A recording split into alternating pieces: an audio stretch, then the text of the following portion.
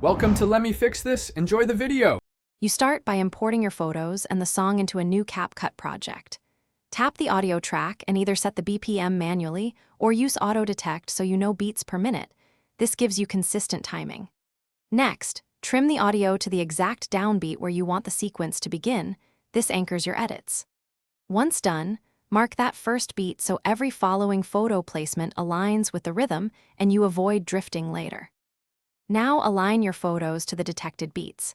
Zoom the timeline so you can see the waveform peaks. This makes visual beat matching fast. Set each photo's duration to equal 1 beat or a multiple depending on your rhythm pattern, and drag the photo cuts to snap to those beat markers. If snap misses, nudge clips by small increments, 0.1 seconds, to tighten sync. Make sure transitions or overlays don't introduce latency. Keep them aligned to preserve the musical hit.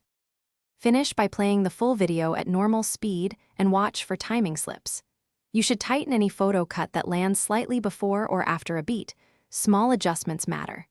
Use short transitions right on beat lines so they accent rather than smear the rhythm, and consider subtle scale/pan keyframes to add motion without changing timing.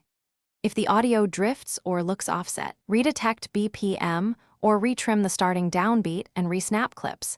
That usually fixes sync issues. Thanks for watching. If you found this helpful, don't forget to like and subscribe.